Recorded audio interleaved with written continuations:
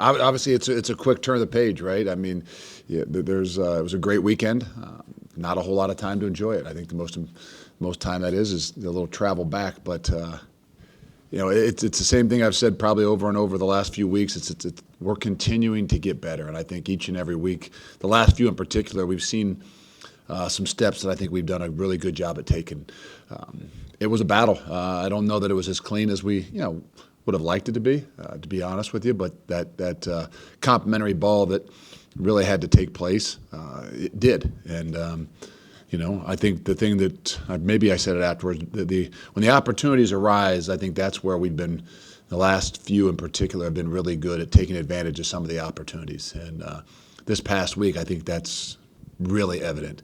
Obviously there's a lot of really good things, but I mean opportunistic in the situations where, whatever the guy does, we get a fumble on the 2-yard line, 3-yard line, 4-yard line with 45 seconds going to half, and we put the thing back in. There's just some opportunities, block field goals, put hands on punts, that we've taken advantage of those opportunities, and I think that's a big area where we've been able to grow. Games are always going to have adversity in them. There's going to be shots on both sides. There's going to be plays made on both sides.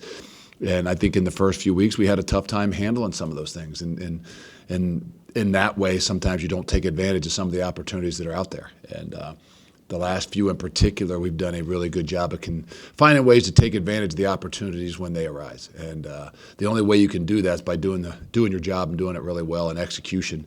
And that's what we keep hammering upon to our players is you never know when those opportunities are going to come, but you got to be ready for them. And I thought special teams wise, there was a lot of really good things, and then there were some things we got to do a lot better. And we're going to pride ourselves on that ability the special teams wise to connect both the offense and defense and really be the link in that complementary ball. And we put a hand on obviously a punt, we put a hand on a field goal, but we also had a field goal blocked ourselves. We had punt return yards that are not something that we're used to, but there's a lot of those areas where there's some really big plays out there, and there's some things that change a little bit more the dynamics of games when you can tackle people inside the 20-yard line if they try to return the thing, and then you have a chance to take one back out to the 40 or 50-yard line. Those are areas where the field position battle really kind of turned, and we needed that this past weekend. And I think if there's anything that we did, I think that's the one area that linked everything together. Luke, when some of your players have been asked about the improvement of the defense, they point to the defensive line and what they're seeing there. And I'm curious, what strides have you seen? What part of the game do you think that unit is better that's helping things? I think the ability for those guys to play multiple guys. I think that we have always had that philosophy. Always, I say the last 2 years have had that philosophy that you got to be able to play multiple guys. But sometimes as you get into a season, when you really start to go back on it, you're really not. If there's 65 snaps and some guys are playing 45 and some are playing 20, that's not really what you're talking about. And so I think our ability, Coach EJ's ability, Coach Witt's ability, or Coach Mitch's ability to truly have a balance of those guys, it's given them an opportunity to continue to grow. And you kind of do ride some of those guys that are having a hot hand. But I would say more than anything, they've answered the challenge. And I think the last few weeks, we've kind of put a challenge upon those guys up front to be able to set a standard and set a tone and do the things we ask them to do each and every week, because sometimes it changes. Everybody wants to talk about sacks and everybody wants to talk about the minus yardage plays.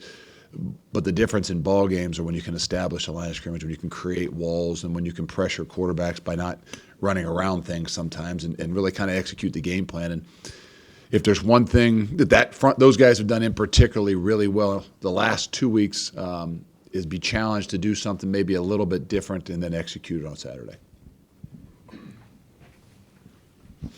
Luke, Penn State's a team that's pretty well built from defensively, at least from front to back. Like, what is the challenge for your offensive line this week against Penn State's defensive front? Well, it's going to be a little bit different than it was the past week, right? I mean, last week you knew where the guys were going to be. They were going to be big. They were going to be physical. They were going to be strong. They were going to be square.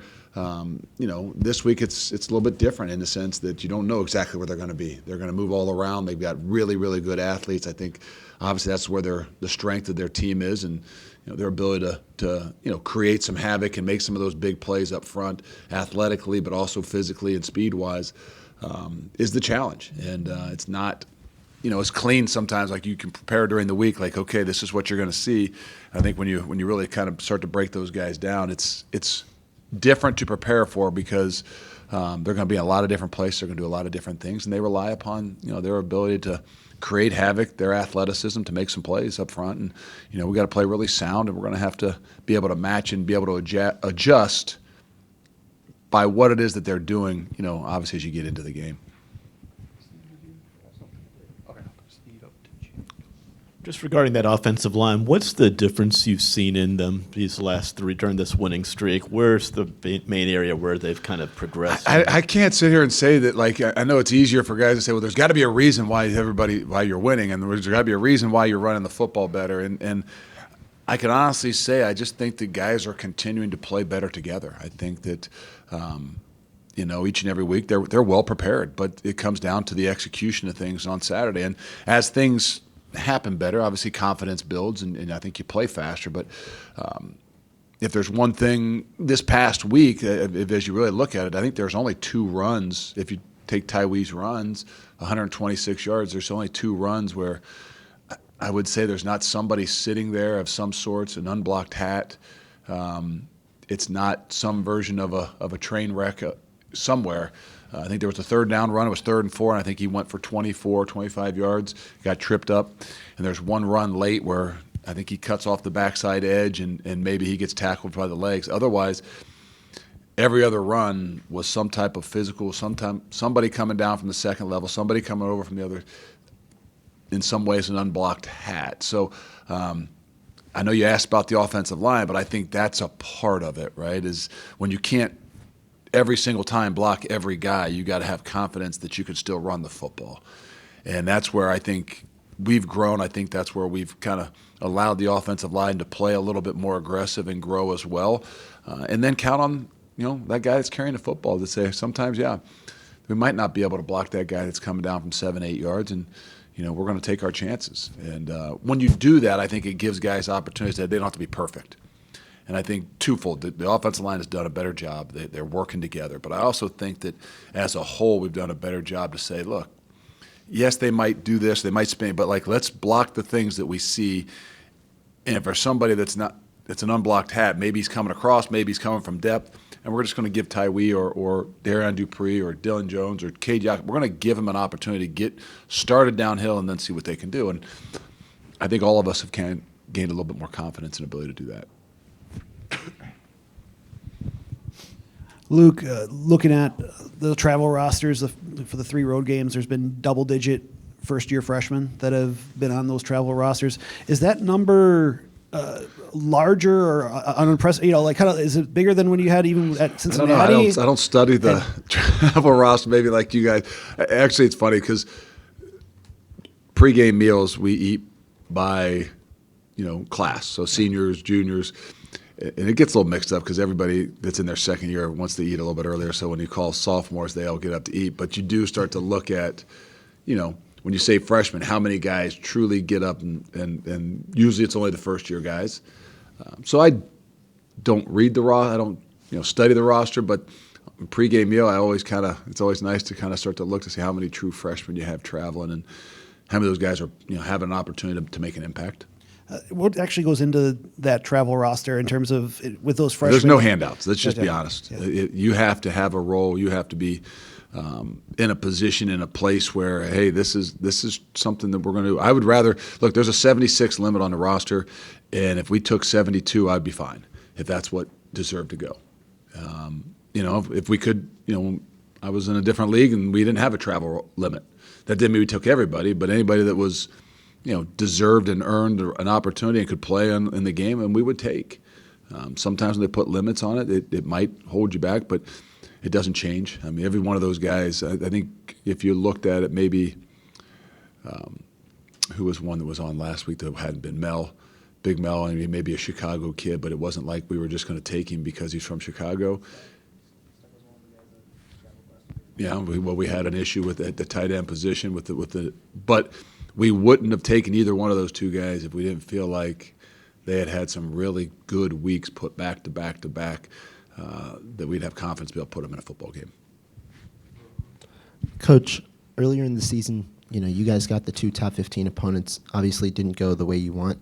When it comes to a game like this, especially it being at home, do you think the guys are maybe hungrier to try and unseat one of those top teams and prove yourself at a higher rate? No, I don't. I hope our guys don't look at what somebody is ranked and things like that. Obviously, I know that there's things that people talk to them about, but it's just another great opportunity for us. We knew in this league this is what we signed up for, and week in and week out, it's going to continue to be those situations. And if we start to look at it differently, look, it's a night game. It's later in the day.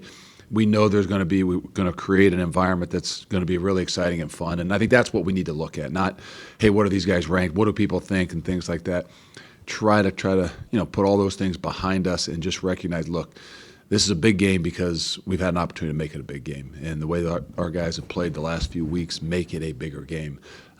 Nothing else matters. We talked about it last week of payback and redemption and the way we had played last year. And you talk about those things, but like I say, once that ball's kicked off, none of that matters. And so people will talk about it this week in some light, but once that ball's kicked off, none of that matters. And we got to continue to focus on the things that matter. Luke, how much do you buy into home field advantage? And as you build this thing, how important is it to you to kind of establish this place as a tough place Home to play? field advantage is what you make of it. And I think that this place has been a home field advantage, obviously over time. But you got to make it a home field advantage. I think that's one of those things that Coach Alvarez, when he came a little bit and visited the last time early in the season, he kept talking about the environment and making this place a home field advantage. But you have to.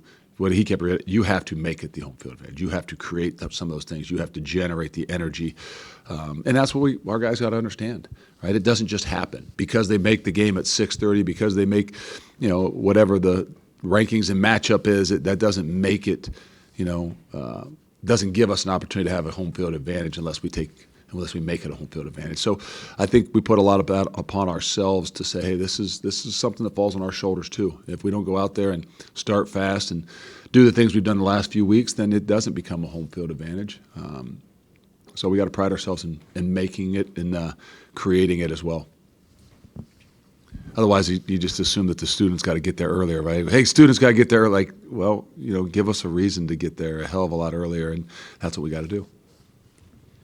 Luke, with Sebastian Cheeks, obviously helped on that safety this past weekend, but just with him and starting off as an inside linebacker, going to outside linebacker, just what were discussions like with him during that time with the transition? Just how have you seen him progress since I don't know that there was a ton of discussion. We always, when you try to move guys around, you always do want to get opinion, but most of these kids want to play, and if they want to play, sometimes you got to get them in the place that gives them the best opportunity.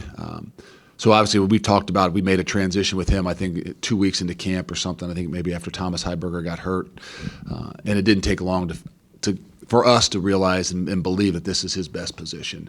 I didn't say that maybe he always felt like that or feels like that, but I've definitely seen him over the last 4 or 5 weeks kind of grow and, and understand the position more and become, a more of an asset for us. And I think he's going to continue to do that. Obviously, he's not played as many reps maybe as he might hope at times, but I think that's the thing we keep talking about the guys up front. We have the ability to kind of roll a lot of guys, and right now there's 5 guys at least playing up there on those outside linebacker spots, and maybe even 6 with Thomas Heiberger get back into the mix. And all of them have a little bit of a different, strength and ability, and we're just trying to find ways to continue to use those guys in the best ways possible. But he's a guy that definitely he showed up in some of these games. He's produced some, whether it's sacks or havoc plays or tackles for loss. He is a guy that's going to be a difference. I didn't say a difference maker, but he could be a difference maker because he is different than the rest of those guys on the edge, and he's only scratching the surface. Look, we saw Tretch and Will play the most snaps together through the season on Saturday. I know obviously there's some injuries at the wide receiver spot that probably create some of those opportunities, but what are some of the challenges or maybe difficulties of getting both those guys out there at the same time that you found in the first Well, half that's to me, that's why it's important that, in your first year or 2 years in a system, that you call it a system. And guys learn it as a system so that there's interchangeable parts. We know that both of those guys might fit a little bit better in slots, but the ability to get your best players on the field, it has to be taught systematically. And I think that's where you're seeing the growth of, the things that we've done from year one to year two is guys understand the system better. And when they understand the system better, they can be plugged into different spots. And when you can be plugged into different spots, just like offense and defense, you can get your best 11 guys on the field. And that's a process that it takes time sometimes, and it takes a want to by the guys as well, to challenge themselves to do that. And so we've had a better opportunity, better chance to do that. And then obviously injuries have put us in some of those situations to have to do it a little bit more. But that's where I think we got to continue to grow, figuring out how do we get the best 11 guys out there. And sometimes the best 11 is 4 wides, sometimes it's 2 wides. But either way, it's a lot of times with both those 2 guys on the field.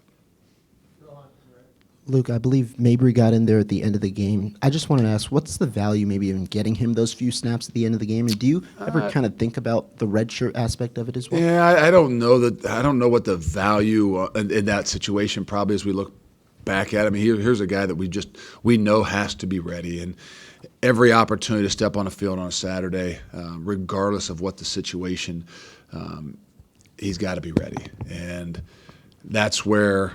One of those situations that you don't think it's a big deal until it's a big deal, and what I mean is the guy's still one play away, not from just going in there and finishing a game, but from going in there and having to win a game, going in there and have to control a game, going in there and have to make adjustments and adapt within a game. So every opportunity to get him on the field, I think, is a great opportunity for us.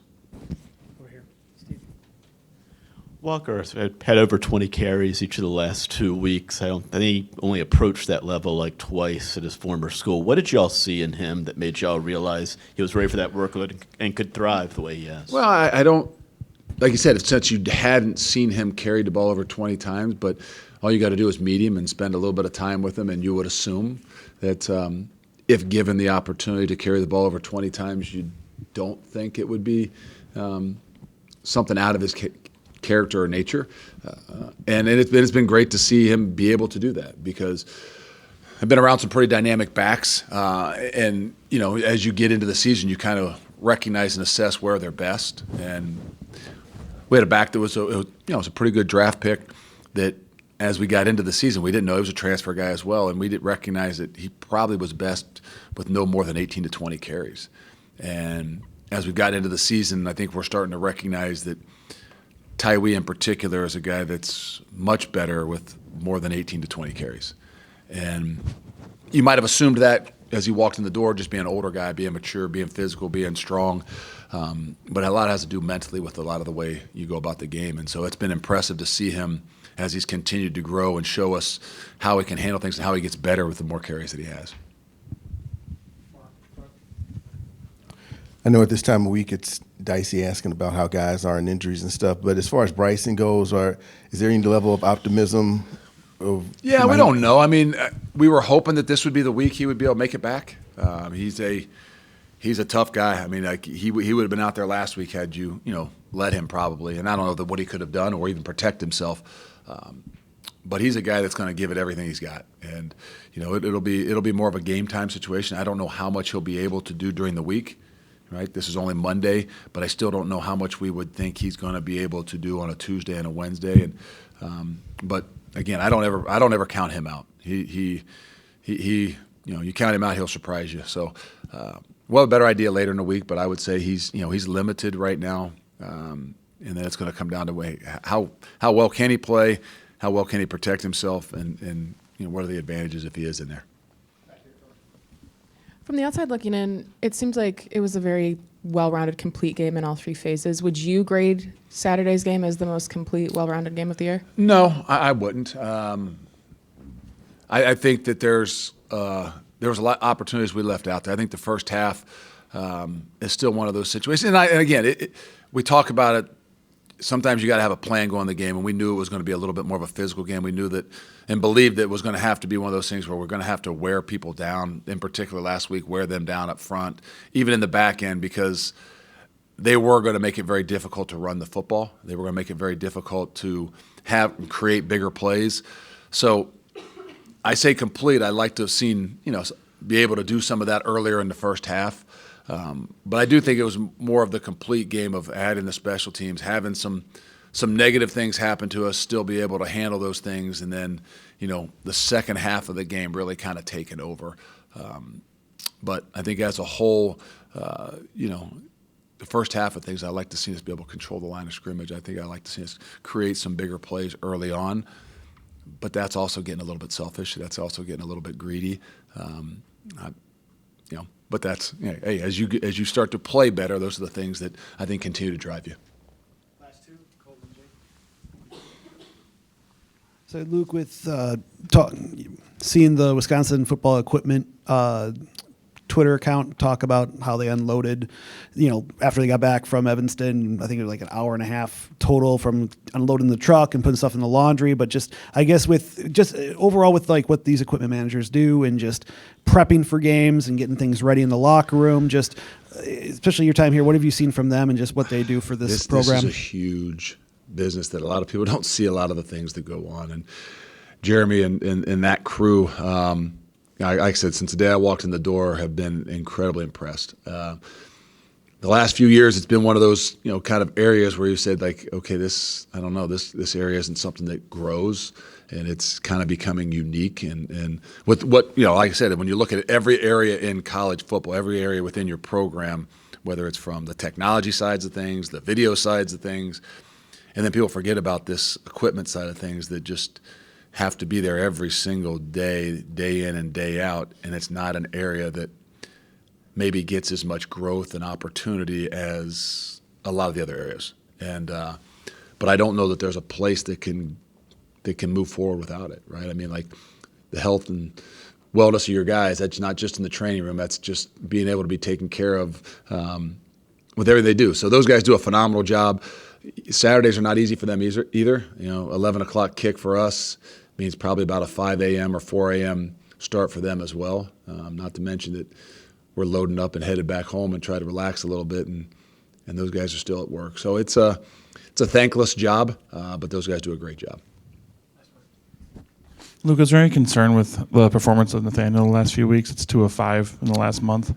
Yeah, I don't think he's had as many opportunities, and I think that's a good thing. That's what I keep trying to remind him is you got to have your patience, man. If when things aren't going as well and we're having to kick a lot of field goals, that's not always a good thing either.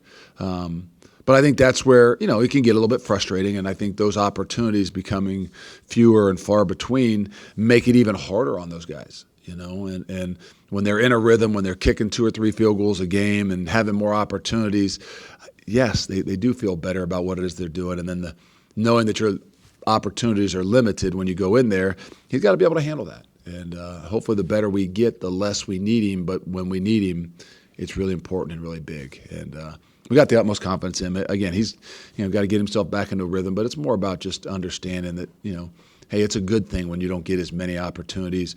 But we trust you and we believe in you.